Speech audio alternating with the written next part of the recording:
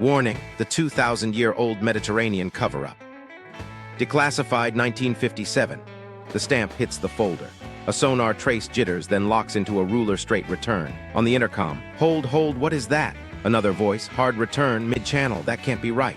A diver's penciled note floats beside it. Stone causeway, symmetrical, this isn't natural. Smash, cut to a bare Mediterranean map.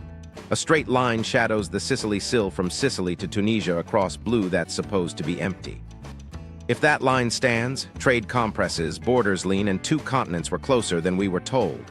Rewind to the late 194's naval archives. 3 pillars. 1 Doctrine in 1958 sealed it. Start with the sea floor. If a structure sits on the Sicily Sill, it leaves fingerprints in shape, sound, and stone. Bathymetry prefers curves. A straightish crest that holds a steady bearing is a red flag. Seismic loves scatter over dunes, tight parallel reflectors along a ridge-say plains, not ripples. Cores don't lie. If hydraulic mortar rides those samples, chemistry names the builder's hand. Pillar 1, physical evidence. Bathymetric steps in repeat heights, seismic reflectors that mirror the crest, and pozzolanic mortar signatures that only form when lime and volcanic ash knit underwater. Ships talkin' money and detours. If a submerged line kept tearing nets and kissing keels, insurers would price it, even if they never print the word hazard. From 1953 to 1959, routing advisories began shading a suspicious band across the Sicily-Tunisia corridor with no hazard named. Hull premiums ticked up only along that band. Cable engineers called it Sill deviation and bent million-dollar routes to avoid flat refusals. Pillar 2, the paper trail. Lloyd's advisories drawn as avoidance arcs, actuarial side notes that mutter uncharacterized hard return zone, and cable routes that zig where straight would be cheaper. The present won't leave the past alone. Admit a human work along the Sill, and you tug on migration narratives, maritime law, and energy corridors. Stone days in oral histories stop sounding quaint and start reading as schedules. Exclusive economic zones lean on naturalness, prove artificial, and you invite historic rights into rooms that hate history. Pillar 3, modern stakes. Migration corridors, energy planning that already shadows the crest, and sovereignty that prefers blank seas on paper. Here's the lock. Treaties and doctrines in the late 195s needed a simple C. If you demonstrate a submerged artificial structure where charts say open water, you don't add trivia. You undercut legal floors under borders and resource claims. That's why timing matters. In 1957, a memo paused civilian dissemination, pending policy alignment. In 1958, a cabinet doctrine named Oceanic Naturalness and quietly told insurers the truth while public charts blurred. We'll build this like a case.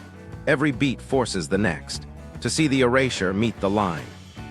The line under the waves, core evidence 1. The Sicily-Tunisia corridor looks like open blue until you trace depth along the Sicily Sill, the ridge that divides the Mediterranean's basins. Along its crest, something disobeys geology's love of drift. A contour that should meander holds a steady bearing, never perfect, but straight enough that the eye keeps flinching back to it. Bathymetry throws the first punch. Survey strips pick up step-like risers repeating around 1.6 to 1.8 meters. Dune fields can stack, sure, but they don't repeat like this. The spacings sit in regular intervals you expect from modular forms, not from wind-blown sand. Think of an underwater staircase for ox carts where the risers stay almost constant while the treads sprawl long. Currents don't adore uniformity. Builders do. Drop to seismic. Ping after ping comes back as crisp, near-parallel bands like echoes off flat, hard layers.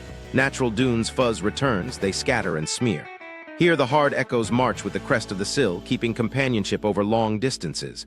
Parallel lines stack where randomness should rule.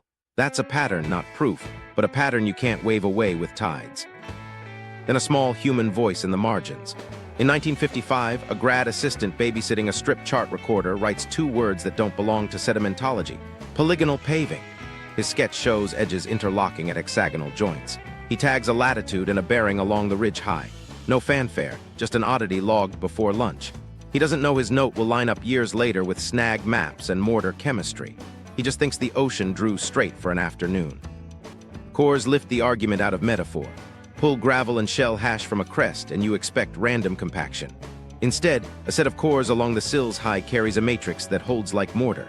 In the lab, chemistry points to Roman hydraulic mortar, lime and pozzolanic ash that react to form tobermorite and friends that don't quit underwater. Lime nodules, ash glass shards, and crystals that like salt water. That's a recipe, not a coincidence. Tie that to the men who drag heavy gear across secrets. Trawlers keep private snag maps, places that bite nets and won't let go. Stitch those marks together and they cluster along a band that mirrors the Sill's shallowest contour. You can argue about sonar. A ripped net is expensive and hard to theorize away. Skippers don't call it a bridge, they call it trouble. Lay it all on one table. The bathymetric steps at repeat heights, crisp seismic reflectors on the crest, the grad students' hexagons, mortar bearing cores, and trawlers, tier lines, and an outline appears. Not myth, not grandeur. Human habit scaled to a C. It sits exactly where the Sill makes the job easiest, as if someone chose a ready-made scaffold and built on what nature offered. Meanwhile, the margins keep whispering. A diver's slate scrawls symmetrical blocks, a cable-laying ship logs hard returns inconsistent with expected substrate.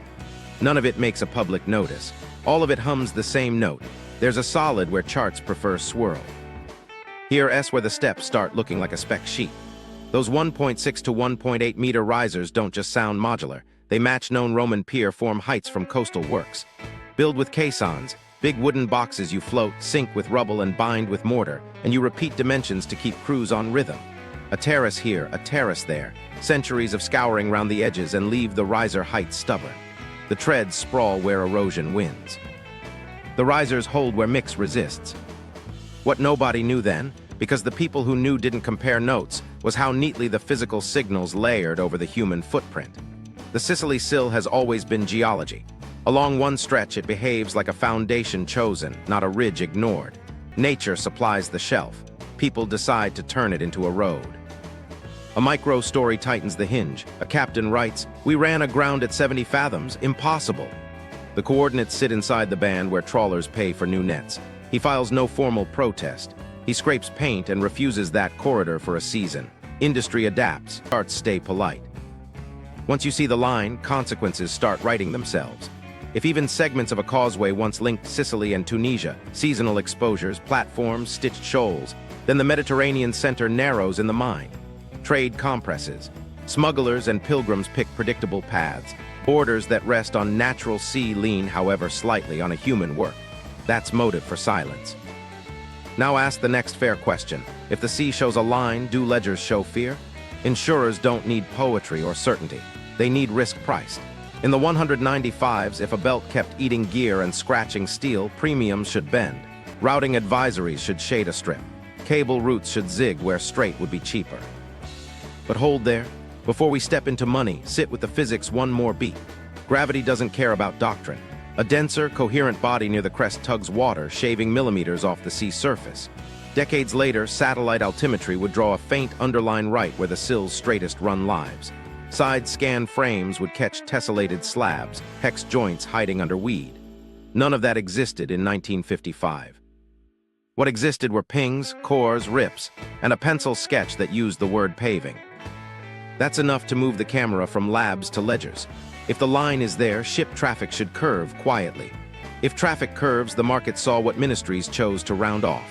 And if the market saw it, there will be memos written in the dry language of risk that tell you more, by saying less than any public chart ever dared. The insurance layer, where ships quietly talk core evidence too. Insurers don't argue with waves, they argue with numbers. Between 1953 and 1959, routing advisories from London started shading a band across the Sicily-Tunisia corridor. No reef's name, no wrecked fields, just a quiet line of ink that captains understood. Steer wide or carry the risk yourself. If you laid that translucent advisory over a relief of the Sicily Sill, the shaded arc kissed the crest like a shadow that knew the ridge by heart. Premium sheets told the rest without ever saying bridge. War risk stayed steady, whether riders didn't twitch, but hull coverage ticked up only along that straight corridor. The actuarial note beside the change, thin type, cooler than the sea, called it an uncharacterized hard return zone. Not hazard, not shoal, hard return. That phrase lives in the gap between a sonar operator's certainty and a public chart's manners. Unknown to them across town, the cable men were wrestling the same ghost in a different ledger. Telegraph and early power cables planned to run straight, then dogleg it as if the sea had a shoulder. Engineering memos filed the deviation under a tidy euphemism, Sill deviation, as if geology had rolled over in its sleep. Deck logs were blunter, repeated refusals at planned depth, instruments hammering on flat echoes where sand should sing dull. You don't zig cable for sport. Every bend costs. You zig because something refuses. Port yards kept score in steel and paint. A freighter limped in from mid-channel with a long, linear scuff along the kelson. Calm seas, no known shoal.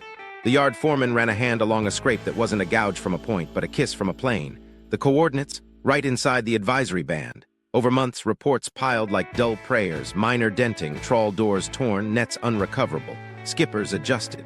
Claims departments adjusted faster. Then the margin notes, the ones not meant for daylight. An underwriter's hand, tight script, impatient, scribbled. Masonry-like returns do not circulate. Beside it, another pen in another office added, treat as routing not noticed to mariners. That sentence is doctrine in miniature. Price the problem. Don't print the reason. Keep captains safe with premiums and circles on private charts, but don't invite diplomats to a fight with a hazard label. Here, where the paperwork becomes a map in its own right. Lay insurer advisories over snag claims and cable detours and the arc stack. The band is tight. 5 miles off it, hull premiums relax. On it they bite. Superstition bleeds wide. Calculated risk doesn't. That gradient belongs to something with edges. A cable engineer's memo from a deck pitched just enough to make the coffee mean wrote it clean. Repeated refusals at planned depth. Substrate returns planar high density. Recommend deviation along sill. He never said stonework. He didn't need to. His ships lay curved in the same place the underwriter's pen had thickened ink. Asked later why the costly dogleg, he shrugged on paper. You root around what refuses you. Meanwhile, correspondence inside firms hardened into a choreography. Do not elevate to notice to mariners became a refrain. Notices invite audits, shared databases, and sometimes international reply mail with seals and letterheads. Routing advisories live in smaller rooms with fewer keys. The state could liaise with the market quietly, and the market could keep ships off the bruise without teaching the public a new noun. Stakes for real people were simple. A net torn is a week's profit gone. A keel scuffed in calm water is a dry dock bill and a story that strains a captain's voice. A cable that kinks at 200 meters becomes $1 million in delay. The band concentrated those hits like a belt. Insurers aren't romantic, but they're not blind. They tightened pricing where losses clustered and called it prudence. What nobody knew at the time was how exactly the advisories hugged the sill's shallowest contour. It looks like elegance after the fact, but back then it was just math converging from different ledgers. A Lloyd's clerk circling a corridor, a cable planner drawing an unplanned arc, a port log typing linear abrasion. None of them had the grad student sketch of hex joints or the core lab spectra of pozzolanic mortar. They had contact, refusal, and cost. Meaning lives in that convergence. Industry saw a line and moved around it without forcing a public reckoning. The phrases they chose, hard returns, sill deviation, routing only, were cushions over a hard edge. If this were rumor, premiums would drift and detours would wander. Instead, money drew a straight, disciplined shadow over the sill's crest and kept drawing it for years. While London penciled bands and cable rooms replotted bearings, ministries were learning a new word they liked too much: naturalness. If the market could trace the line with pricing, officials feared someone might trace it with law. And that's when the folders started losing pages where the sea floor should have had a voice. The 1950s Declass, redactions that scream Suppression won. By the mid-1950s, the same coordinates that bent premiums started turning up in folders with the kind of stamps that make librarians whisper. A naval hydrographer rolled a crate onto a steel desk, Mediterranean Feature 14, restricted, spine creaking like it knew what was coming. The index listed plates, profiles, sonar mosaic. You ran a finger down to Sicily Sill profiles and stopped. The page numbers were there. The pages weren't.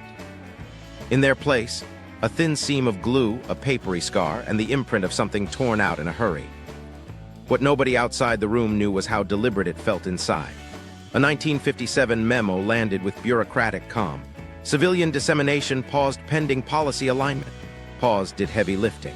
The distribution list was crossed out in pencil, university labs gone, contractor copies reduced to on request. No reason given. The timing spoke for itself. Charts were getting too good, and the sill, our line, was resolving into shapes people would have to explain. Flip to the brief for a joint communique in 1958. The public sentence read neat: no anomalous shelf features of consequence. Inside the talking points, one phrase appeared 3 times, underlined once: Oceanic Naturalness. Not a finding, a doctrine. Treat the sea like a blank. Start admitting structures, especially artificial, and you invite questions about rights, roots, and responsibility. Questions some cabinets weren't ready to take. In the margin of a proof map, a direction that felt like a confession. Obsolete the map before it spreads. No flourish, just instruction. Pull plates that point too clearly at the crest. Issue a revision that rounds edges. If a ruler straight seam tempts someone to think causeway, soften it into haze. Let the next edition be a little blinder than the last. Then a voice they couldn't redact because it wasn't official, a captain's diary. We ran aground at 70 fathoms, impossible. The date lined up with a known survey transit. The coordinates kissed a cluster of snag reports. He didn't name a bridge, he named disbelief. You don't expect a keel to kiss anything but water at that depth. He filed no formal protest. He scraped paint and avoided that corridor for a year. The absences weren't clean. Captions remained under white gaps. Fig, 7 crestline reflectors, Sicily Sill. The figure was gone, the label forgot to move. Later clerks tried to fix it with opaque tape and renumbered lists. The archive's spine still remembered. You could feel the scar as you flipped. Meanwhile, a side channel showed Doctrine turning into practice. An internal note drifted between hydrography and external affairs. Do not elevate routing advisories to NTM. Maintain industry liaison. Translation: keep Lloyd S in the loop quietly. Don't print a hazard that triggers diplomatic mail. The state would talk to the market, not the mariner. Silence wasn't a gap, it was strategy. Here, S where suppression landed on people, not just plates. A university request for raw strip charts came back as a photocopy of a photocopy, half the dynamic range bleached out. The grad assistant who'd once written polygonal paving got reassigned. A senior researcher's draft returned with artificial struck through in red, replaced by anthropogenic. Then struck again, left blank. A department chair suggested recalibrating toward regional sediment transport. Across town, a policy aide summarized the bind in a line that wasn't meant for daylight. We cannot open delimitation. Admit a causeway, even ancient and drowned, and someone asks if it counts for historic title or usage. In 1958, with states eyeing shelves and fisheries, the safest sea was one that behaved like weather and geology, not like architecture. What nobody planned for was how the purge would miss metadata. You can pulp a plate, but a table of contents remembers. You can round a contour on a public chart, but insurers still tighten a band where they keep paying. You can invoke oceanic naturalness on a podium, but captains still write scraped in logbooks. Contradictions stacked quietly. A micro story slipped through anyway. A clerk tasked with re-indexing misfiled a folder. Decades later, someone opened a box labeled Cable Misc. Inside, a carbon copy of a deck log noting planar hard returns along Sill crest, plates pending. The plates never arrived. The line still did, in ink, in coordinates, in a sentence that curled around what it wouldn't say. Another scar surfaced in a production ledger. Plate 12, step profiles, sill high pulled, replaced with generalized contour. The replacement figure smoothed the very terrace's bathymetry had just resolved. An editor penciled clarity in the margin. The effect was blur. Meanwhile, requests to harmonize with allies multiplied. Coordinate on terminology, one cable read. Substrate heterogeneity became the safe phrase, the bathrobe word you put on when the doorbell rang. Causeway, artificial masonry, those stayed off paper. Routing only, sill deviation, hard return, those lived in rooms with locks. Stakes for real people didn't vanish with plates. A fisherman's claim for torn gear was denied for unverified hazard. He took a photocopied routing band to court. The judge asked where the notice to mariners was. There wasn't one. The insurer still paid quietly. The public chart stayed polite.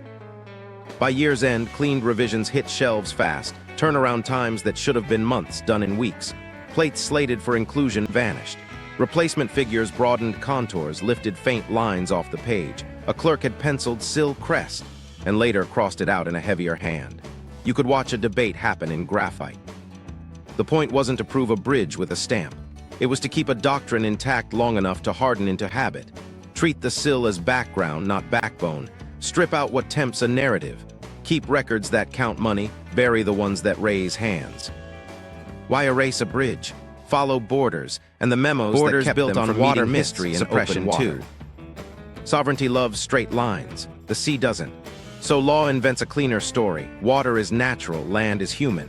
If your boundary runs through blue, it rides geology and tide, not anything people built. That comfort breaks the second you admit a causeway under waves. Maritime boundaries lean on the sea as a featureless field. Draw equidistance, apportion shelves, extend zones. It's arithmetic, until a structure says we once crossed here on purpose. Even drowned and ancient, an artificial link threatens the premise that the seabed is wild. Admit a road and you invite claims tied to use, not just coast geometry. Lawyers hear that and start sharpening filings. There's a human layer that scares ministries more than chemistry: migration narratives. If the Sicily Sill carried a built passage, segments, platforms, seasonal exposures, then people didn't only sail, they walked and waited in patterns. Oral lines like stone days stop being quaint and start reading like schedules. In court, those become historic usage. Show that communities treated the corridor as a road and you strengthen arguments for ancestral access, shared fisheries, and cultural contiguity. It's not a time machine, it's leverage. Colonial-era charts hint, then retreat. Early pilots scrawl Shoal Road in a hand that looks more like a dockside warning than myth. Later editions smooth the word away. The shoal becomes a gradient, road vanishes. You can call it better data, or you can call it housekeeping to spare future negotiators a headache. Inside ministries, the fear wasn't reefs, it was exposure. Legal counsel understood the trap. Artificial features complicate delimitation. A 1959 policy line, circulated with all the warmth of a tax form, puts it plain: avoid features that complicate delimitation. It sounds procedural. It's a decision to avert fights by denying the premise. If no human work exists, no one can argue it shifts a line. If it does exist, keep it out of the record that counts. Meanwhile, insurers and cable engineers had already moved where governments refused to move in print. That's awkward. When the market adapts to a hazard and the state insists the hazard is of no consequence, the gap isn't academic, it's actionable. A fisherman with a ripped net walks into court carrying premium bands and snag coordinates. He doesn't need a doctrine, he needs reimbursement. Judges ask for a notice to mariners. There isn't one. The claim still gets paid quietly. Public charts stay polite. Here's the hard edge. Exclusive economic zones and continental shelf claims ballooned in the very years officials pushed oceanic naturalness. If a causeway is acknowledged, even as archaeology, it pokes the frame. Equidistance assumes a void in between. A human structure makes that void feel less void. States worry someone will try straight baselines kissing crest platforms or invoke historic waters that don't map cleanly onto the new grid. Most of those moves would stall. But stalling costs leverage, and leverage is policy's currency. So the doctrine taught a dance. Say substrate heterogeneity. Say sill deviation. Say routing only. Keep causeway off paper. Keep history in museums, not in negotiators' binders. When a boundary commission staffer footnotes, local pilots refer to a mid-channel shoal road. A pencil rules a single word in the margin, irrelevant, not untrue, outside the frame. That frame had teeth. In one fisheries round, a cooperative submitted affidavits mentioning stone days and the road. The response thanked them for cultural context, then barred the words from the technical annex. The annex would be used in court. The affidavits would stay in an appendix nobody cited. Meanwhile, patrol arcs began to scallop along the crest exactly where the doctrine said the sea was blank. Officially, the new pattern followed sea state and tasking. Unofficially, cutters hugged a rail. A leaked procurement note asked for bottom-aware pursuit algorithms for enforcement in linear corridor. Bottom-aware, corridor. The words that couldn't make a chart slipped into a budget. Here S where stakes land on people instead of plates. A declared corridor could corral traffic, sharpen environmental rules, and speed claims for torn gear. It could also invite crowding, smugglers, salvers, pipelines onto a spine that needs care. Silence protects doctrine. It also protects unregulated profit. That's not a conspiracy. That's incentives holding hands. The irony is simple. Admitting the line doesn't redraw borders overnight. It redraws arguments. It moves them from geology to intent, from blank seas to built paths, from averages to histories with names. Ministries feared that shift because history brings plaintiffs. Plaintiffs bring discovery. Discovery opens file rooms that learn to prefer blur. A small note from a boundary aide marks the quiet bottom line. We cannot open delimitation. The sentence wasn't panic, it was policy triage. Keep the sea natural on paper so the map stays calm. Then teach everyone who knows better to speak around the line. Ships routed, insurers priced, patrols curved, charts lied by omission, and the word road survived in mouths that didn't need permission to say it. Engineering the impossible, could it be built? Start with what the sea itself can't undo: chemistry. Roman builders didn't try to keep water out, they taught stone to like it. Lime met volcanic ash, pozzolana, and the mix woke up underwater, knitting into crystals that don't mind salt. In lab tanks, that slurry grows tobermorite and philipsite needles, minerals that harden, not rot, when waves keep breathing through pores. That's why harbor blocks from Pozzuoli and Caesarea still test stubborn after 2,000 years. Give that mortar a core of rubble and a skin of dressed faces, and it stops acting like poured slop. It acts like engineered rock. Scale follows. You don't lay a road across a sea as a single gesture. You think in boxes and beats. Caissons, timbered forms, float light, ride a tow, then sink on command when you feed them stone. Crews repeat heights because repetition saves lives. Set a standard lift, strike the form, rake the face so the next pour bites.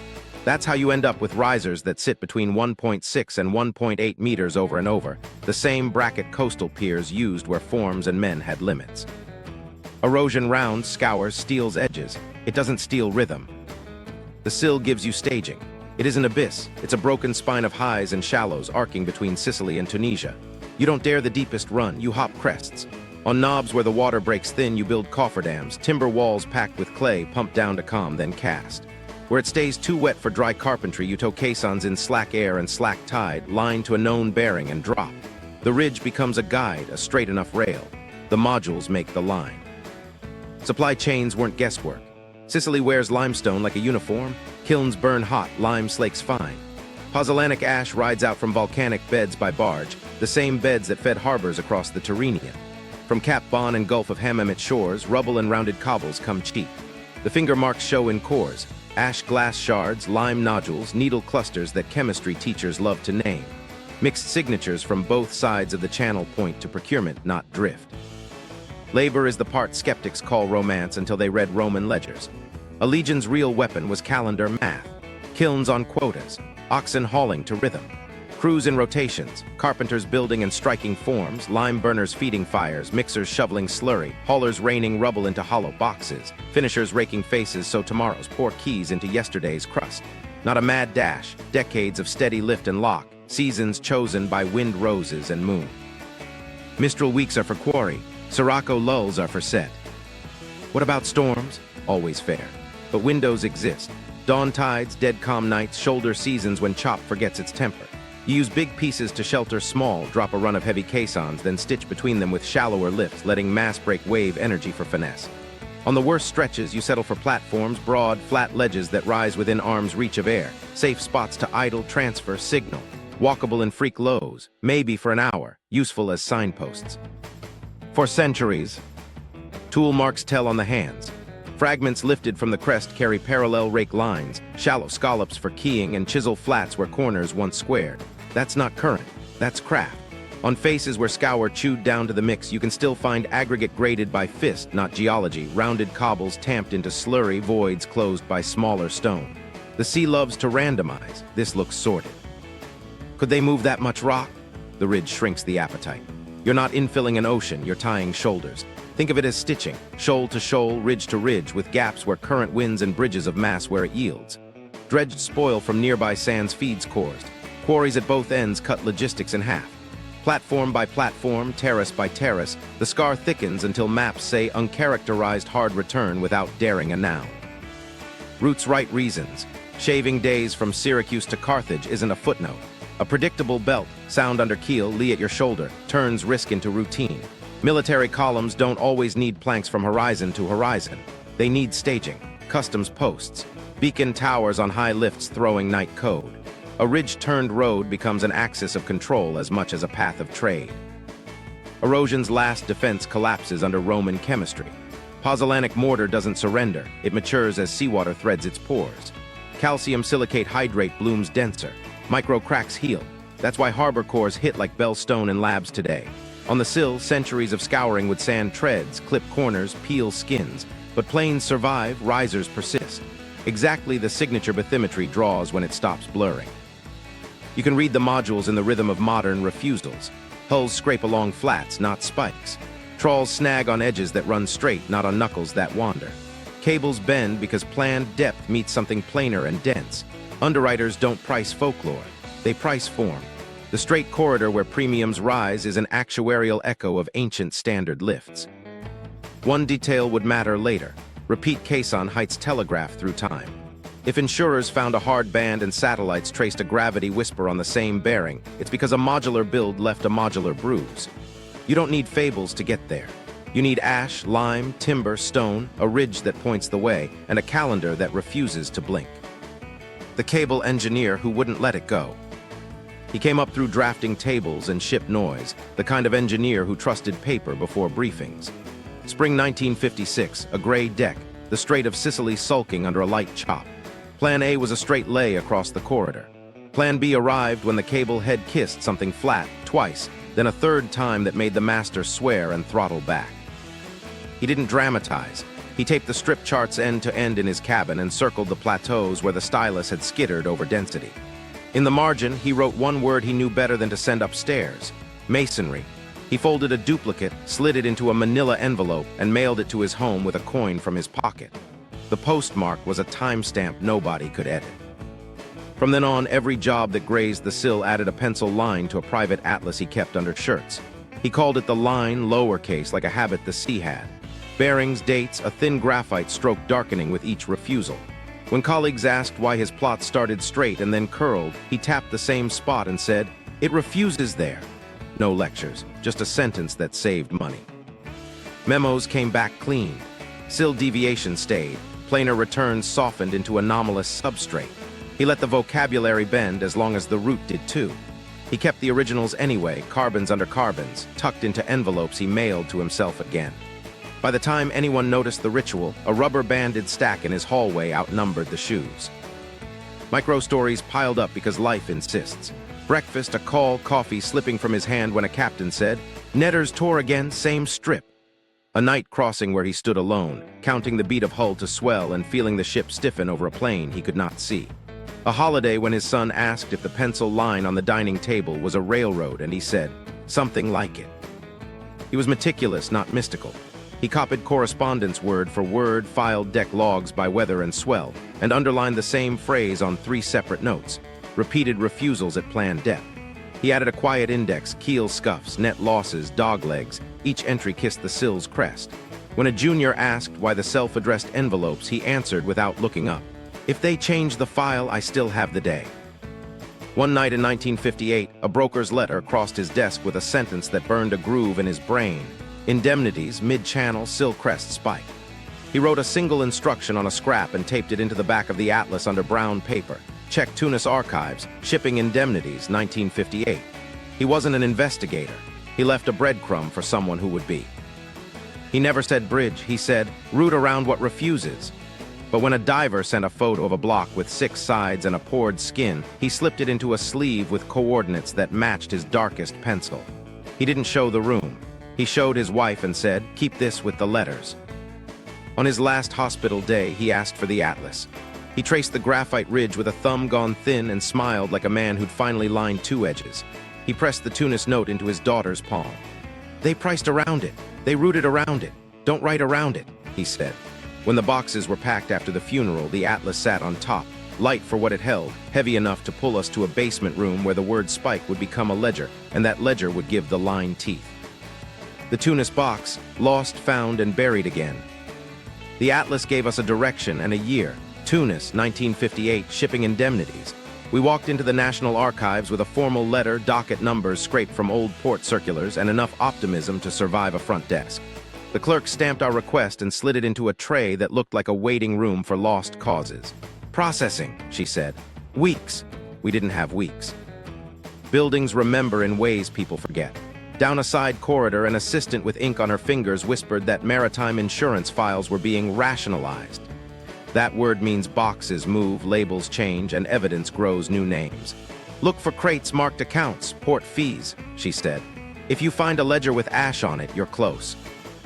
In the basement, we found dust, a broken fan, and crates with the wrong century stamped clean across their sides. Under the fresh tags, a ghost stamp bled through. Maritime claims, 1956-196. We worked a butter knife under a crate hinge like we were opening a stubborn memory. Inside, folders brittle enough to accuse you of a crime if you breathed too hard. Wharf slips, freight scuffs. and then a run of indemnities typed in French and Italian with coordinates like confessions. One claim didn't bother with poetry. Stone ramp, mid-sea obstruction, keel abrasion, hull sound, repaint required. Not reef, not wreck, ramp. The word sat there as if everybody already knew. Another read, trawl doors torn on hard plain, calm weather. The dates hugged the belt our underwriter bands had circled. The coordinates kissed the Sill's crest. We shot photos, copied index data to cards, and tried not to crack spines with our hands. Halfway through the stack, a photograph slid loose like a dare. A deckhand, bare-chested and grinning, held a block with 6 sides and a beveled skin that showed a poured edge. Caption, recovered stone mid-channel. On the back, salt smear, docket number, and a rubber stamp from a cable detour case we already knew. Hexagon, poured face. The 1955 polygonal paving sketch suddenly had a body. We logged everything and filed a formal digitization request. Then we walked our copies to a cafe with no windows. An hour later, the assistant found us with a face that said the room had grown hands. 2 documents vanished, she whispered. They were on the cart, now they're not. In their slots, 2 immaculate folders with the same outward titles and fresh numbers, each maddeningly bland. Inside, ramp had softened into obstruction. Coordinates had blurred into mid-channel. Back downstairs, the crate had shifted 5 inches. That isn't paranoia, that's a person. The air smelled like cardboard and cologne. In the ledger we'd circled, the pencil ring around Chaussee wore a second, heavier strike-through. Someone else had recognized the word for road and killed it.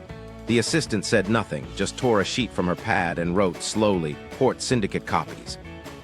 Port syndicates keep parallel books, union records, damaged pools, paper that doesn't answer to ministries. 3 streets away, up a stairway worn hollow, an old man at a metal desk flipped our letter, sucked his teeth, and unlocked a cabinet.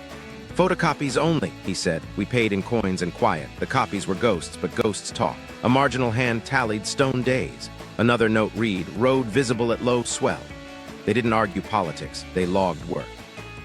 Meanwhile, our formal digitization request came back stamped, collection not available due to reprocessing. Reprocessing is a Latin word for erasure. We appealed. The appeal disappeared. The assistant left one more breadcrumb, taped inside a Marine Tariffs 1957 cover, 3 docket numbers and a line, Insurer's Tunis office, microfilm, outside purge. The insurer's office smelled like chilled air and carpet. The receptionist called us by name before we introduced ourselves. Client data is confidential, she smiled. We nodded like people who accept policy. We didn't leave. Eventually, a man with a tie loosened by the heat ushered us into a room with a reader. 10 minutes, he said. No prints. He watched us like a cat watches a bird. The film clicked, frames spooled, hull scrapes, coordinates, pencil ghosts of the Avoidance band, margin language we'd seen in London again, treat as routing, not notice. One frame before his hand reached the switch, a memo. Indemnities mid-channel, Sill crest, 958 spike. Spike, not rumor, a shape in money. We stood, thanked him, and walked out with nothing in our hands and everything in our heads. Back at the cafe, we wrote until our fingers cramped. Claims that called an obstruction a ramp. A hexagonal block with a poured skin. Ledger margins that tried bridge/Chaussee, then retreated. 2 files that vanished and returned as their own shadows. A parallel microfilm that didn't get the purge memo. None of it said causeway in a voice a courtroom would love. All of it sang the Sill. The crate gave us a story. Industry paid for contact with something flat and hard exactly where physics draws steps. The edits gave us another. Someone cared enough to soften nouns and steal hours. We didn't catch hands, we caught choices. The assistant hugged us at the door. Hurry, she said. She meant out of the building. She also meant into the next round. Meanwhile, above our heads, satellites were learning to read gravity. A glitch was about to underline in the right place we just found. Meanwhile, above the corridor nobody would name, a satellite started listening to gravity. Radar altimetry doesn't take pictures. It times a pulse, then reads the sea like a taut skin. Where mass sits below, water sags by millimeters. Engineers call it a gravity bruise. In the early 200s, one pass over the Sicily Sill drew a hairline the software flagged as noise. The next orbit put the hairline back in the same place.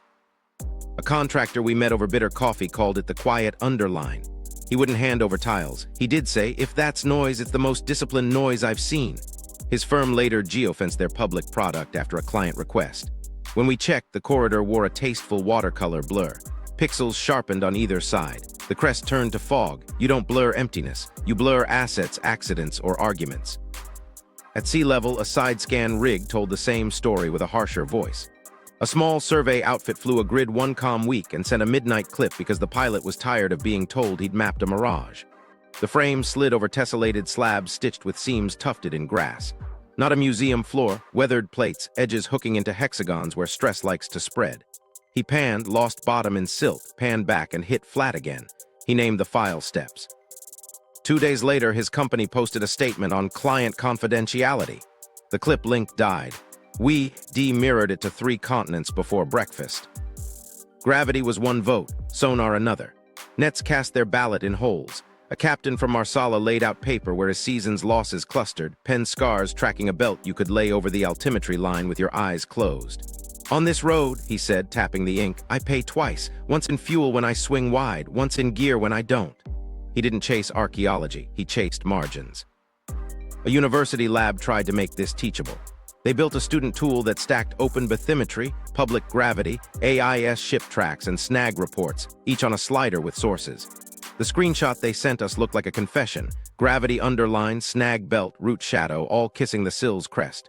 A week later, the repository deleted the model for licensing conflicts. The grad admin mailed us a single emoji, scissors. Commercial censors chimed in with a hint no one advertised. A coastal erosion satellite working a deadcom window logged specular flashes off the crest, light bouncing like it would off hard plates under thin water. Not resolution you could sell as blocks, just a signature that isn't silt. The firm's newsletter bragged about novel seabed characterization, then scrubbed a paragraph and skipped a figure number. The cached page kept the ghost, Fig, 3 linear return, Sill crest. Meanwhile, a trawler's GoPro stitched our least polite proof. He de-rigged it to watch doors and mud clouds, not to make a point. The footage caught door shoes clacking over planes, then biting at a terrace lip. The audio carried curses you don't fake. He DM'd, use it, blur my boat. We did. Corporations spoke in patents. One filing defined targets as modular planar anomalies with edge continuity and proposed sensor stacks to detect periodic riser signatures at meter-scale intervals. Trial coordinates were anonymized, but the tick marks on their map betrayed latitude. When we asked what legacy meant in legacy infrastructure resilience, the spokesperson smiled on the phone. Persistent linear substrates, she said, not structure, substrate. Government motion gave the quietest tell. Cutter AIS tracks began to scallop along the crest like teeth on a comb. The official line was see state and tasking. A leaked procurement note ordered bottom-aware pursuit algorithms for enforcement in linear corridor. Bottom-aware, corridor. The nouns they wouldn't print on a chart slipped into a budget line where nobody expects poetry. Here's why this layer matters. Altimetry doesn't care about hedged memos. Sidescan doesn't read press releases. Nets don't do doctrine. When gravity, sonar, traffic, and patrol arcs all hum the same note, you either call it coincidence forever or you admit the simplest sentence. There's something built enough to act built. What nobody in any one room knew was how neatly the patterns rhymed. The gravity bruise rode the band insurers had priced. The side-scan slabs echoed the grad's 1955 hex sketch. The patrol scallops traced the private atlas a cable engineer shaded dark over decades. Blur fences fell exactly where convergence lived. Meaning hides in that overlap. If it's noise, it learned choreography. If it's geology, it picked up a carpenter's rhythm. If it's rumor, it keeps tearing steel in a straight line, which leaves what's left. A ridge-turned road, sanded by time, still dense enough to pull water and budgets a hair toward truth. Smugglers, pipelines, and silent profits. When insurers price around a bruise and ministries call it natural, someone else turns the blur into a business plan. Smugglers mapped it first. They didn't say causeway. They sold predictable bottom. In bars from Sfax to Mazzara del Vallo, brokers pitched a premium corridor that hugged the Sill's crest. Less swell, steadier footing under keel, eddies you could idle behind when cutters fanned out. On WhatsApp threads we weren't supposed to see, they marked 3 laybys like mileposts. Drift here on half throttle, wait there when patrol arcs tighten, punch across the cross-sea chop on the next wind shift. The notes spoke a dialect of work. Stone days best. Hug the band, nets clear. Hold on platform if moon high. They bought dead skippers, trawl charts at estate sales, copied the tier belts like they were turnpike exits, and passed them hand to hand. A runner from Marsala slid a napkin map between espressos and tapped the belt we already knew. On stone, wake is thin, he said, meaning over it, using the ridge as a baffle. He wasn't theorizing, he was calculating minutes. West wind, you tuck here. He tapped again, a spot we'd later learn matched a shallow terrace lip. East wind, you skip this. Patrols like this notch. He drew scallops that looked suspiciously like Cutter AIS tracks and shrugged. They know the rail too. Meanwhile, pipeline planners learn to speak blur like a second language. They don't move people, they move cost. A subsea line hates slump and surprises.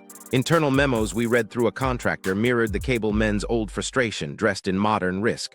Route mirrors Sill crest for stability, maintain 3 to 7 kilometer offset from hard return zone. Offset, not avoidance. They wanted the firm shoulder without staking a flag on the line. One approval note wrote it plainer than they meant to. Linear planar bodies present anchor hazard. Proximity provides scour shelter. The noun they never printed was the one writing their savings. A quieter contour meant fewer free spans, less trenching, fewer interventions after storms chewed the bed. On a spreadsheet, denial becomes profit. Salvers saw opportunity in the wake. Old road, old loads, a diver said, rolling a cigarette he never lit. If traffic once marched along a spine, carts, depots, beacon platforms, then later ships used the same seam as a guide. Where ships go, cargo falls. His crew now camps the belt and sweeps outwards, listening for bell-toned amphory and the duller thuds of ballast rubble. One bucket held concreted nails with a reef crust, a pair of bronze fasteners, and a raked block corner that looked like it had met a chisel on a dry morning 2,000 years ago. They logged the finds as scattered structure to keep permits broad and coordinates vague. Gray markets don't ask for provenance, museums do. The line pays both, depending on which door you knock on. Corporations don't knock, they file. A patent crossed our desk titled, with a straight face, Submerged Causeway Sensing and Routing.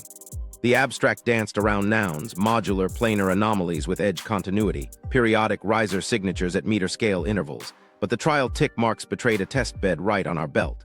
When we asked a spokesperson why legacy infrastructure resilience, she said, persistent linear substrates, not structure, substrate. The words you use when the legal department wants the savings, and the press office wants the blur. Government learned to spend around the same truth. Cutter patrol arcs, which used to look like lazy lawnmower stripes, began to scallop along the crest like teeth. The official line was cease state and tasking. A leaked procurement note ordered bottom-aware pursuit algorithms for enforcement in linear corridor. Bottom-aware, corridor. The nouns they banned from charts showed up in budgets tagged operational. When cutters hug the rail, runners hug the inside seam, and a cat-and-mouse game becomes a geometry problem. Here's where money braids itself into a motive. Insurers tighten pricing on the band and offer linear substrate proximity riders that trade margin for predictability. Pipeline consortia pitch shorter, safer spans by shadowing the crest and hide the noun that buys the savings. Salvers cherry-pick history from a seam of human loss created by traffic that followed a built mind.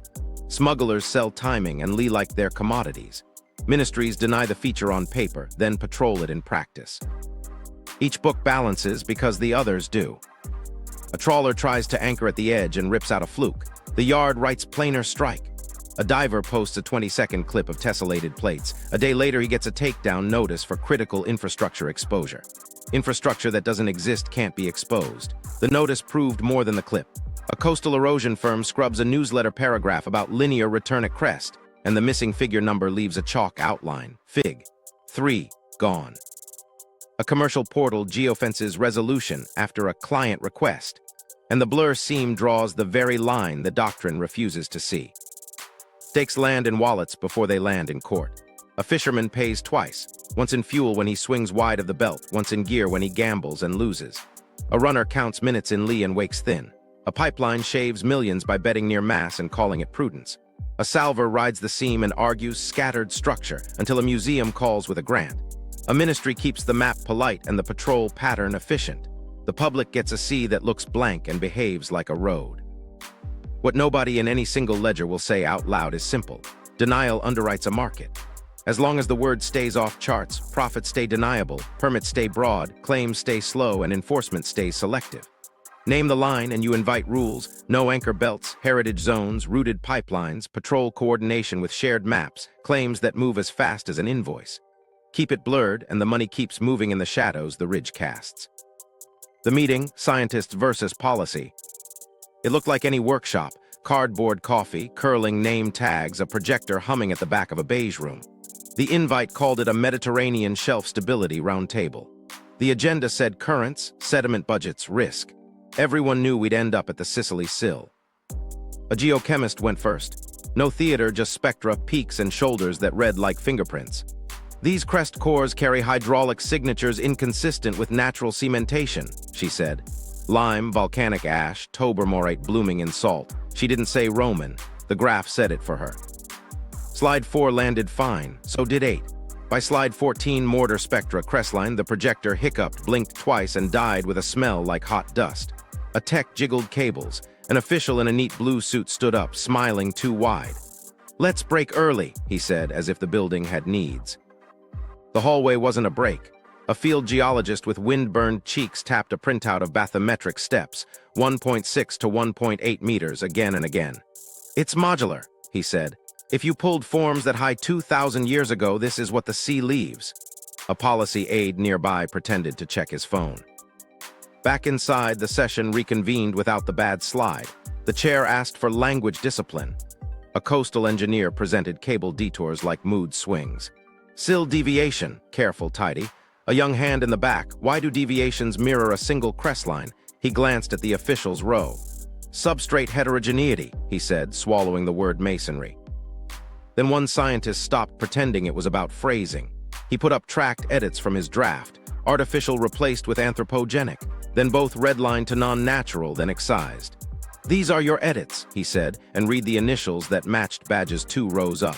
The room didn't gasp. It exhaled like people recognizing a trick they'd seen before. The blue suit stood again, tone of a dentist explaining a cavity. "We cannot open delimitation," he said, "not on unresolved archaeology." Unresolved was generous. He meant inconvenient. "No one disputes the importance of sediment dynamics." The compliment was a cage. A woman from a university lab raised her hand and didn't wait. "Sediment dynamics don't leave hexagonal joints," she said. Slide 14 showed Mortar spectra. The projector stared back, black. The chair tapped his pen. "Let's not litigate a failed slide." Meanwhile, phones buzzed. A link, then a second. Someone had leaked the pre-read, drafts, red lines, margin comments. "Remove artificial policy exposure. Reframe as geomorphic feature. Delete references to insurer advisories." Doctrine, annotated with fear, raced around the room faster than any coffee cart. Oddly, the leak sharpened the talk. A marine archaeologist walked to the whiteboard and stacked a blunt timeline: snag belts, insurer bans, Declass gaps, satellite gravity. He wrote convergence like a verdict. "You don't have to say bridge," he said. "You have to say what it is. You can't." Policy tried one more thread. "Even if artificial," the aide said, threading carefully, "legal significance is nil. Submerged ancient structures don't bear on modern delimitation." A lawyer at the back coughed. "Historic rights arguments exist," he said, soft. No one asked him to elaborate. A senior scientist, tenure like bedrock, leaned into his mic. "This isn't a press conference," he said. "If the data says built enough to act built, we publish. Policy can do what it wants." The chair finally dropped neutral. "If you publish artificial, you'll trigger reviews you don't have time to survive," he said, not a threat. The weather. In the hallway again, the tech admitted the projector worked in the morning. "Then it didn't," he said, shrugging like a man keeping his badge. The geochemist showed her spectra on a phone to anyone with eyes. People took photos. The blue suit watched and typed. By afternoon, the workshop adjourned due to facilities issues. The statement said nothing had been presented to alter current understandings of shelf morphology. The leak said the opposite. Aides collected badges at the door like you can strip a person of what they saw by taking plastic. Outside, a junior researcher asked what to do. "Send your figures to 3 places and sleep," I said. "What if they cut our funding?" she asked. "They will," I said. She smiled anyway. "Then we say it twice." Back at desks, inboxes split. One side, responsible communication, alignment, impact pathways. The other, keep going. A late email from the chair offered a compromise: publish without the word. The geochemist wrote back one sentence: "Chemistry has nouns." That night, the leak crawled from specialist inboxes to timelines. The phrase oceanic naturalness trended in a way its authors never intended. Someone posted the missing figure list with captions that outlived their plates. An old mapmaker added a quiet note: "If a plate never existed, why did 5 indexes number it?" The next morning, a bland press line arrived, no feature of human origin of consequence, carrying the same tale that had lived in memos since 1958. Inside the lab, people laughed without joy. Mortar peaks don't care about consequence. Hull scrapes don't either. Here what the room learned and couldn't unlearn. Data converged. Language bent. Pressure was policy. The choice wasn't science or politics, it was publication or erasure. Someone taped 3 words on the door before lights went out, built enough. If the bridge is real, the map changes. Say it clean and the room goes quiet. If a built line rides the Sicily Sill, ruined, submerged, but coherent, today's map rests on yesterday's work. That doesn't snap borders overnight. It shifts the load-bearing stories under them, and stories are what law leans on when geometry runs out. Start with people. Migration isn't chaos, it's corridors. If segments or platforms once stitched the sill into a predictable path, then families, guilds, militias, and pilgrims didn't just sail. They timed crossings to stone days, staged on shallow terraces, and treated a corridor like a road.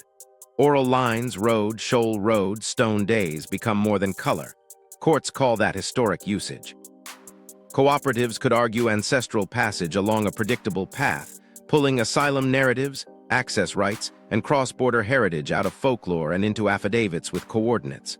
It won't unlock gates. It will move hearings from speculation to testimony. Trade compresses next. Syracuse to Carthage stops being a jump into blue and becomes a hop along a spine. Lay-bys, lee, signals, depots mirrored across shores. That mental map echoes now. If pipelines and patrols already mirror the crest, then acknowledging a causeway reframes choke points. The Strait of Sicily narrows psychologically. Risk models harden around a rail. Insurers drop the coy phrasing, uncharacterized hard returns, and start publishing banded writers the public can read. Fishermen bring claims with a chart that finally says archaeological corridor, not a photocopied whisper. Adversaries lose the comfort of pretending the sea is blank. Negotiations move faster when nouns match practice. Law follows because it has to. Exclusive economic zones and continental shelf claims rest on equidistance assumptions. The void between coasts behaves like contour, not like architecture. Admit architecture and argument shifts. Submerged ancient structure won't redraw a line by itself, but it invites historic rights claims and forces discovery. Production of insurer bans, port ledgers, cable detours, those missing plates. Ministries hate discovery because discovery has memory. The doctrine of oceanic naturalness was built to dodge that room.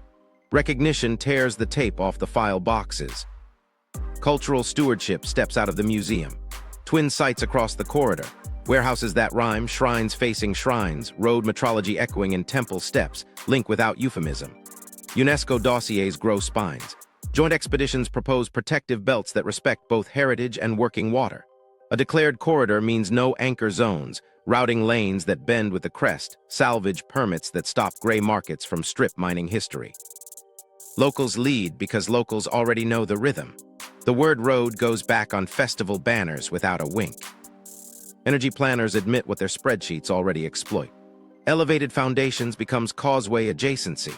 Acknowledged mass means fewer free spans, fewer trench interventions, better scour behavior.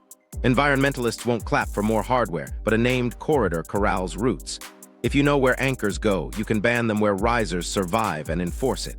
Ecology gets line-aware policy instead of wishful rectangles.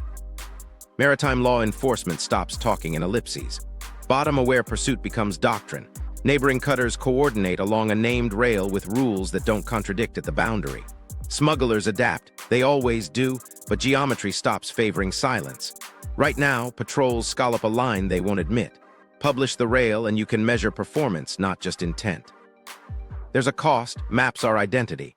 Tell one coast it was connected and some will hear invasion instead of exchange. Old wounds wake when history walks in carrying receipts. The fix isn't erasure, it's process. Put stevedores, fishermen, priests, and students on the mic. Let stone days be evidence and memory. Translate the ledger into a curriculum. Teach the chemistry alongside the songs. The bridge becomes not a claim, but a commons. Science gets to use nouns again. Mortar spectra publish as hydraulic mortar, not non-natural cementation. Bathymetric risers model as decayed modules, not unusual dunes. Side scan frames of tessellated slabs enter repositories with georeference metadata, not burner links. Theories sharpen because peer review argues craft, not coded language. Labs stop wasting months negotiating adjectives with program officers who fear memos written in 1958. Insurance trades margin for sunlight. Hull riders finally explain the band. Pricing stops looking like superstition. Claims speed up because substrate has a name. Fishermen show a public corridor map and win reimbursable categories.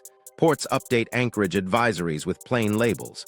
Liability arguments move from shrug to schedule. Most of all, maps stop lying by omission.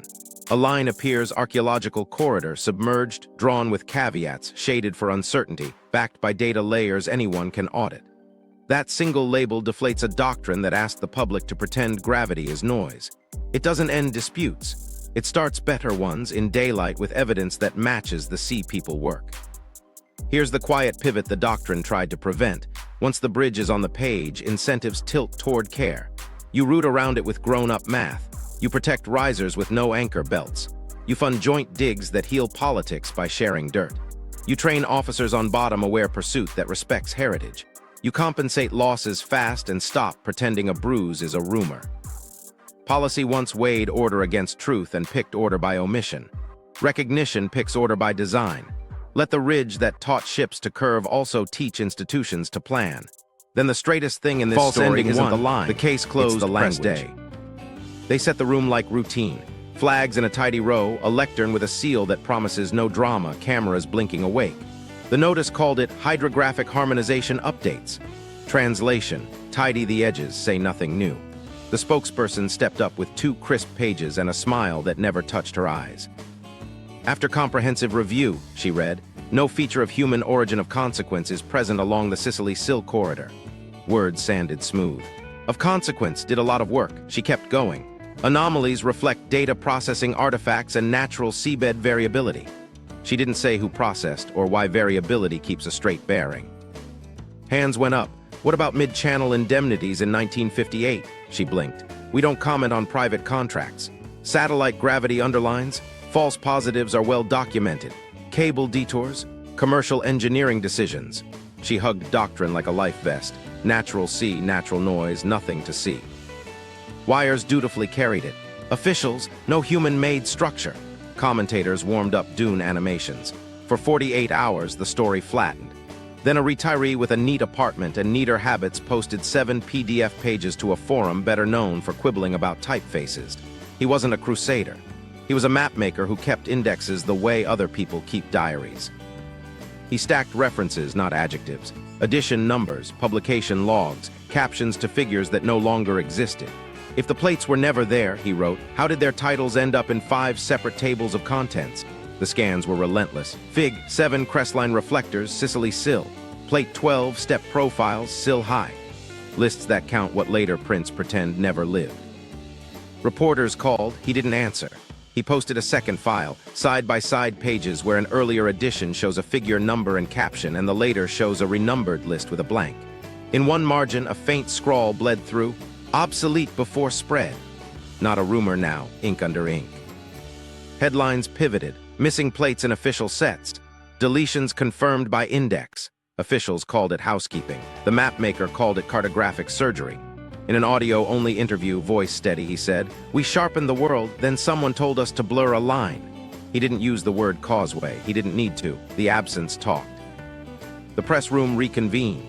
Same lectern, tighter smiles. Legacy documentation is complex, the spokesperson said. The room had learned a new word, legacy. It's how you name a thing without naming it. Someone asked if cleaned revisions removed sill plates. She said clarified contours. The answer did what the missing figures had done, outlined the gap by skirting it. On screens, the retirees' scans met our leak of tracked edits and the geochemist's spectra. You could feel the sentence about artifacts lose oxygen. If processing artifacts erase captions in 5 different indexes, the artifact isn't the ocean.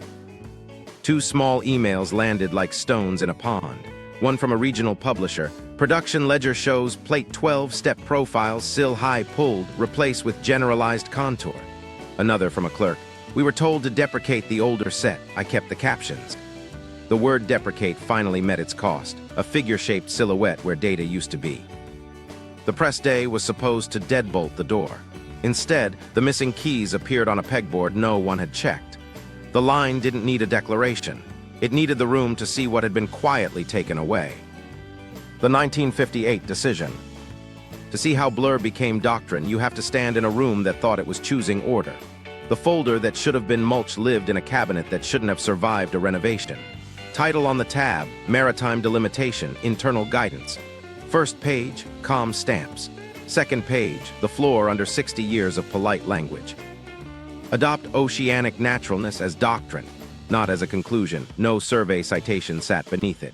As policy, a line lower. To avoid claims tied to artificial structures, Sicily Sill corridor cited. There it was, the ghost we'd been sketching in the margins, dressed in civil service diction. Side notes carried the tone of people who knew exactly what they were doing. In blue, acknowledge privately to insurers for risk pricing. That braids two ledgers, sovereignty and hulls. The next sentence wrote choreography. Notices to mariners not advised, routing advisories acceptable. Tell the market enough to stop bleeding money. Do not print nouns that invite law. Then the directive section, the one that makes clerks sweat. Deprecate older charts, issue cleaned revisions rapidly, remove plates referencing sill crest anomalies. Cleaned like a floor after a spill. Anomalies like a bruise you call a smudge. The phrase we'd seen as a margin rumor. Obsolete the map before it spreads. Sat in a bullet list now, promoted from pencil to policy. Rationale folded the stakes into a single line. Stability of borders outweighs archaeological interest. No hand-wringing about heritage, just triage. If a submerged build complicates equidistance, you smother the build. If history might tip a claim, you keep history in museums, not in binders labeled delimitation. Collateral damage read like HR. Suspend external distribution of sensitive plates, reassign personnel associated with dissemination, review grant frameworks for alignment. Translation. Thin the plate room, move the loud ones, starve adjectives. No villains, just a machine setting torque on language until nouns clicked into euphemism. The attachment for insurers spelled out the handshake. Industry liaison to continue, route advisories to be updated, terminology to avoid, causeway, preferred, substrate heterogeneity. The phrases that later showed up in actuarial margins, hard return, sill deviation, routing not notice, were born on this page. There was a paragraph that felt like someone telling the truth to themselves just once. In a different hand, if we speak of it, we open delimitation. The scrawl leaned forward as if late to a train. Below, public maps must reflect oceanic naturalness. Insurers will be briefed under strict confidence. The split we'd felt on docks and in labs, sharp in private, sanded in public, codified. We traced the fallout through production logs. Turnarounds that should have taken months shrank to weeks. Pulled, replaced with generalized contour. Plate renumbered. Index updated, references retained. That last note did the future a favor. It left captions in place like chalk outlines. Editors penciled clarity, the press printed blur. Librarians cataloged absences with dates and call numbers that would one day argue back. The legal tale on the memo carried the sentence we just heard in the briefing room, word for word. No feature of human origin of consequence. The memo unpacked consequence into bearing on boundary. Archaeology, it argued, lives outside jurisdictional math. The bridge, if admitted, must be stripped of power. Power in this context meant discovery. Discovery meant boxes on tables and red pens on doctrine. The export note sealed the habit into culture. Coordinate with allies to ensure doctrinal harmonization. That's how a preference becomes an ecosystem. Not by lying, but by agreeing what not to say. Hydrographers were told to round. Press officers were given phrases. Insurers were briefed in rooms without minutes. Cable planners were allowed to dogleg in peace. Fishermen were left to tear nets on planes that didn't exist on paper. You can track the next decade as a map of trained silence. A grad student's polygonal paving becomes patterned substrate, then vanishes in a thesis draft. A captain writes, ran aground at 70 fathoms, tells no one official, steers wide for a year. A workshop chair in a neat blue suit decades later repeats the line, we cannot open delimitation. The syllables travel well because they were made to. The document didn't invent the line under the sea. It invented the culture around it. The habit of treating built as background, charts that behaved like weather, reports that treated contact as mood, advisories that guarded balance sheets without shaking borders. It arranged the furniture so that every honest sentence had to squeeze sideways through the room. But you can hear the joists creak between the lines. Acknowledge privately, routing acceptable, remove plates. The people in that room knew ships were hitting something. They were not denying contact, they were suppressing consequence. They made a calculus, protect borders now, litigate memory later, if ever. Later arrived in the most bureaucratic way, a box mislabeled, a ledger line that forgot to lie, a microfilm drawer that didn't answer to a purge. The Doctrine taught maps to blur, metadata forgot to, insurers priced, cables bent, patrols scalloped. A retiree kept indexes like a conscience. Standing with the memo in hand, the press line reads like a translation, not a finding. No feature of human origin of consequence means don't let it into court. The problem for the sentence is simple. Chemistry, premiums, gravity, and scars on steel don't brief together. They converge. Convergence is consequence, whether a cabinet memo likes the noun or not. The paper closed with one last instruction that lands like present tense.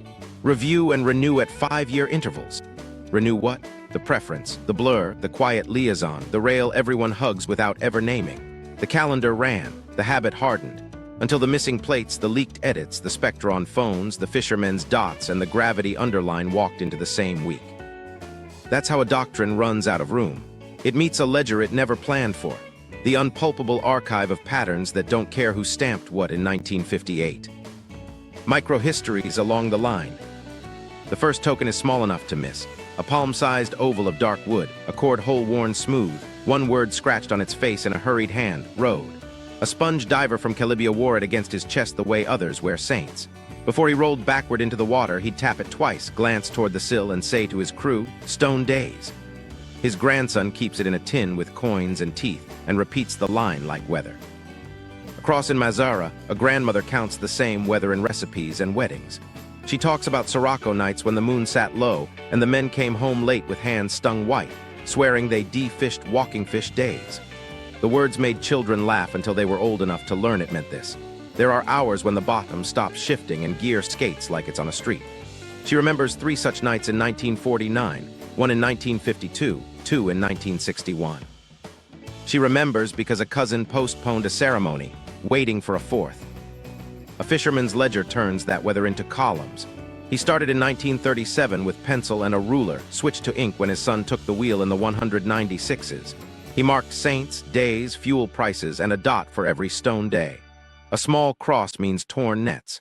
Decades make a belt of crosses anyone can lay over the crest without seeing the sea. He never drew a map, he drew a rhythm. In a Sicilian church, a priest kept homilies in a folder thick with funerals. One page dated 1955 carries a line parishioners still quote, "Pray for our brothers by the road." He didn't need to explain which road. The pews understood. A Jerba kelp farmer trains apprentices by pointing from 2 olive trees to a rooftop antenna. "No anchors east of this," he says. "The anchor sleeps there." He means it won't bite. It finds a plane. He doesn't know a memo from a microfilm. He knows where flukes sulk. He learned it from a father who learned it from a man with a wooden tag. A retired Coast Guard in Trapani opens a drawer and pulls a chart trimmed to the width of a newspaper. A faint pencil rail runs across the blue. "Run the patrol along the rail," his captain used to say, tapping the line without naming it. The pencil darkens at 3 holds. He remembers still nights when engines he couldn't see throbbed just off the rail, like neighbors on the other side of a fence breathing in time. At a wedding near Sfax, an old song slips in between pop hits. It promises brothers will fetch a bride across the flat water. Guests in their 20s sing it like a joke. The ones in their 70s close their eyes. Later, an aunt says the verse used to cue men to watch for lanterns where the crest rose. A letter from 1961 hides inside a cookbook, folded twice. It complains about bread and a jealous aunt, then breaks. "We waited on the platform until the chop passed." Platform sounds like a myth until a trawler's belt of tears, a diver's raster of plates, and a cutter's scalloped patrol arc make the word land. A Marsala runner draws 3 laybys on a paper placemat. Eddies where a boat can idle without throwing a wake, spots he calls platform lee, stone shadow, rail notch. He taps the napkin like a carpenter checking studs. "West wind here, east there, moon high, wait." He isn't selling lore, he's selling minutes. A salvage diver carries a bucket to his truck. Concreted nails grown a reef crust, a bronze fastening, a raked corner that still shows parallel tool lines. He logs the coordinates as scattered structure, shrugs at the label, and says what his father said. "Old road, old loads." Every scrap is small, parochial, ordinary enough to ignore. Together they walk in step with the technicals, dots where nets die, bruises in gravity, steps on charts. Oral lines align with the line. Call it folklore if you want. but folklore that predicts coordinates stops being folklore. Archive. It starts being. We learned the hard way in Tunis. You can vanish a plate. You can't vanish a pattern. When ministries reprocess boxes and offices' tidy ledgers into silence, some records dodge the shredder by design flaw and habit. The first survivors lived on microfiche, insurance backups nobody bothered to harmonize with Doctrine because they weren't public. Adjusters photographed loss ledgers and routing advisories onto film strips to speed claims in ports without full files. Those strips sat in metal drawers that didn't answer to purge memos. When a clerk typed routing, Sill crest treat as pricing, the camera clicked. When a plate got cleaned, the fiche didn't get the memo. It kept the pencil ghosts and the actuarial nouns. Outside the towers, a different species of archive grew by stubbornness and pride. Amateur bathymetry clubs, retired skippers with single beam sounders, students in kayaks chasing depth points with thrift store GPS, a math teacher who loved error bars more than weekends, started mirroring data before mirror meant what it does now. They traded SD cards at marina bars, stitched soundings into mosaics, and argued interpolation like philosophers. When a commercial portal blurred the corridor after a client request, someone dug up last year's cache tile, posted it to a forum, and georeferenced it by shoreline lampposts until the belt reappeared. A half dozen hobbyists, a dozen evenings, and the line drew itself back onto the screen like a habit. Redactions leave scars even when they think they don't. An index that says plates 12-19 exist, followed by a report that jumps from 11 to 20 is a scar. A table of contents listing planar returns, central corridor, followed by a blank where the plate should live is a scar. Metadata remembers count and date even if it forgets content. Librarians call that provenance. We call it a confession in the margins. A catalog entry that once read Sicily Sill crest anomalies edits to Sicily crest features. The database logs the change. You can't pulp a server's version history without leaving a boot print. Open source composites filled the gaps with an energy that didn't ask permission. Someone scraped AIS ship tracks for a decade and colored them by curvature. The arc tightened along the sill like a bruise. Someone else wrote a script to overlay snag reports where net loss insurance claims spiked. The crosses fell into a belt we already knew by heart.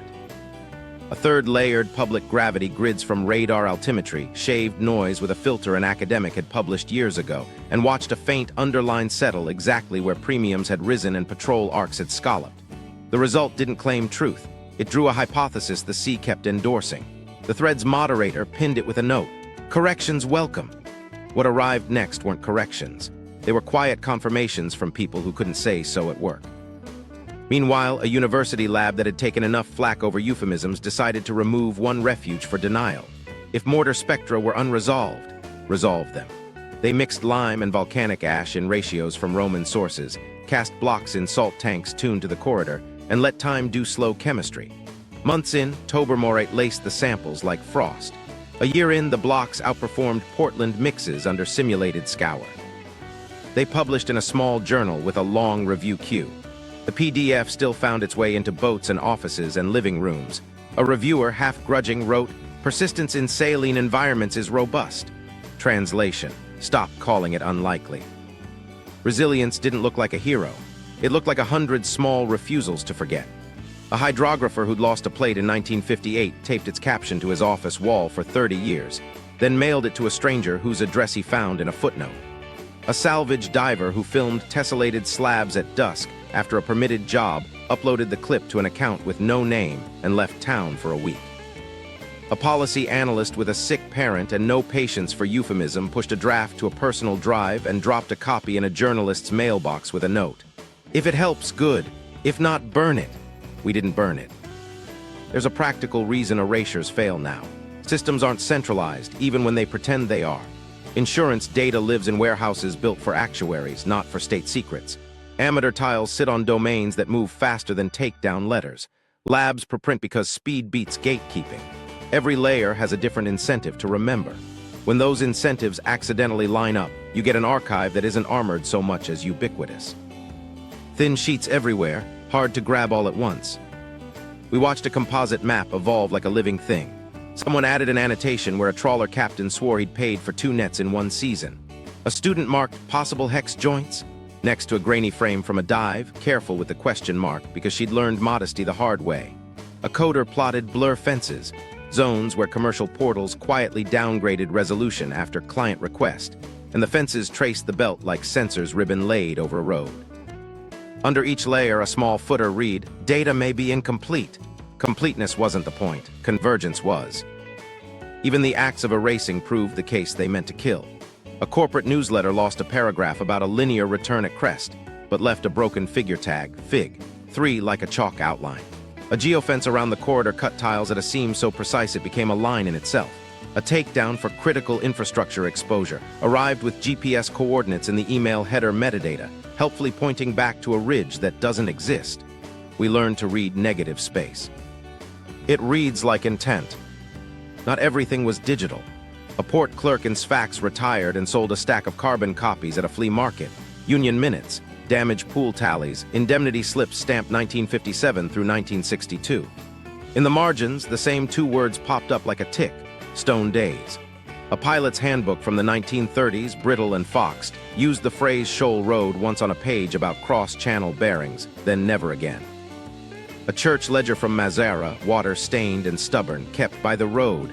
In its prayers through the 1960s, long after charts had gone quiet. None of those pages knew a memo. All of them knew a line. Back online, a retired mapmaker uploaded scans of edition indexes to a forum notorious for pedantry. He circled figure titles that outlived their plates, crestline reflectors, Sicily Sill, step profiles, sill high, planar returns, central corridor. Then posted the production logs where pulled, replaced with generalized contour, sat next to accelerated publication dates. He didn't accuse, he annotated. The thread ran for weeks. Editors from 3 countries slid in under pseudonyms to say, housekeeping, and then hours later to stop replying. A coder in Lisbon wrote a bot that checked public tiles for blur updates and tweeted differences with timestamps. A teacher in Seuss projected the composite map on a classroom wall and asked students to put pins where their grandparents said not to anchor.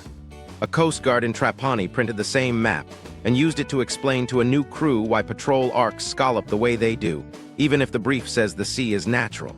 Each use case was small. Together, they were a network of practice that refused to wait for permission. The most telling footprint came from silence misbehaving. A ministry portal pushed a clarified contour update that softened the crest. 2 days later, an insurer's microfilm, digitized by a bored intern and mislabeled as port fees, landed in a local library's online stack with a margin note from 1958. Treat as routing, not notice. The present tried to round. The past refused to. In the cafe where we'd first sorted the Tunis copies, we spread printouts like a crime wall and realized we didn't need string anymore. Gravity underlined where premiums rose. Nets tore where patrols scalloped.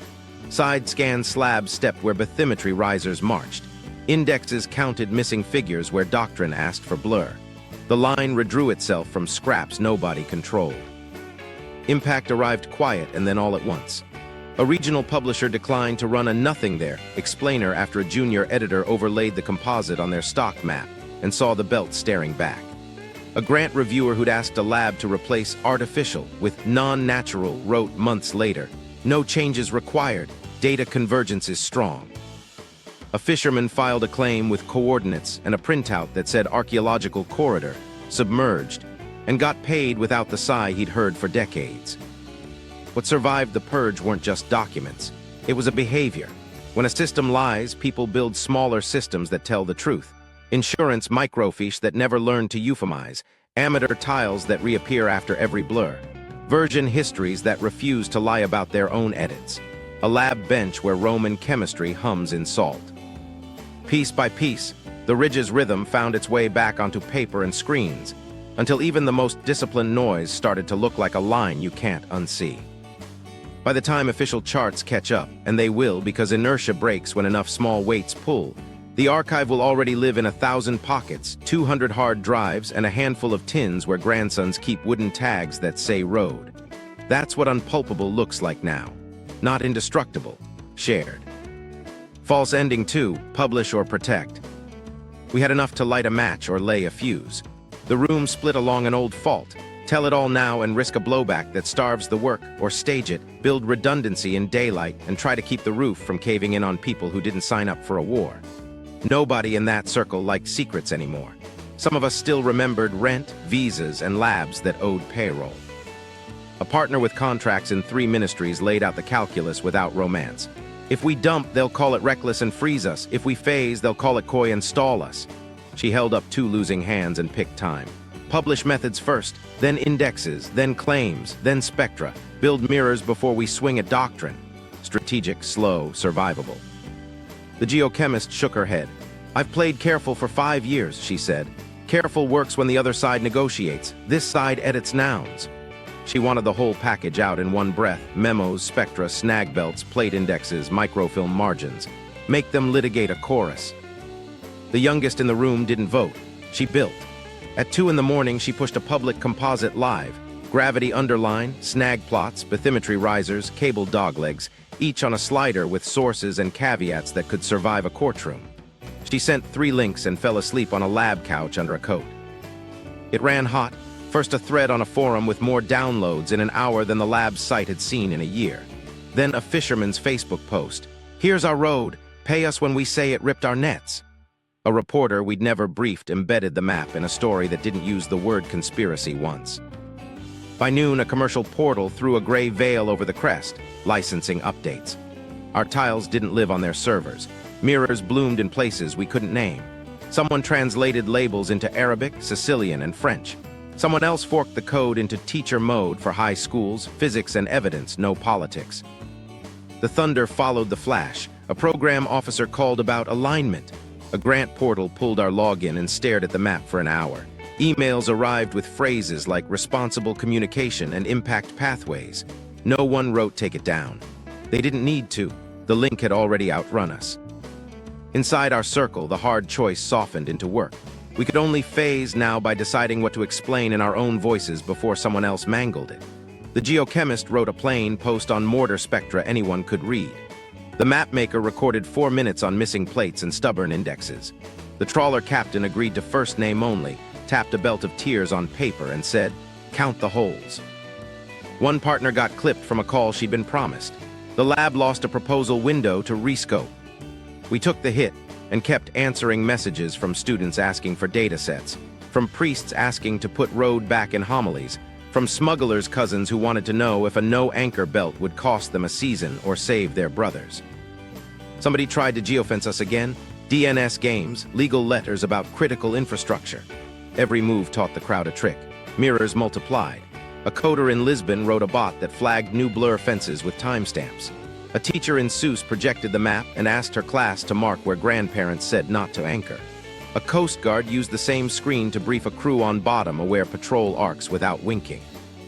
By week's end, the only people who thought we still had a choice were the ones writing memos. The rest of us were triaging questions you can't ignore once a story belongs to more eyes than yours. Will this change our license? Can I anchor here? Is this why my claim was denied in 1979? We answered what we could and said we don't know when we didn't. The map didn't make us authorities. It made us audible. The vote we never took kept replaying anyway, publish or protect. It turned out the verbs weren't enemies. We published what couldn't wait and protected what could still be doctored or used to hurt someone who hadn't chosen the fight. Names came off when a job would be lost. They went on when a truth would be. And then the choice vanished the way cliffs do when the tide rises and turns them into lines on a chart. Distribution outpaced control, not because we were reckless, but because the story had been waiting for a shape it could travel in. It found one. Our inboxes changed tone. Thanks for proving faded. Here's a file you missed, took its place. The line had become a place again. Places don't ask permission to exist. The bridge was never myth. It was work hardened into stone and policy softened into blur, and the ledger it kept is walking back into the room. If you want to watch that ledger collide with courts and ministries, subscribe. Next, we follow the legal fight the Doctrine tried to dodge. And if you want to see how insurers became the best accidental historians of the sea, watch the follow-up.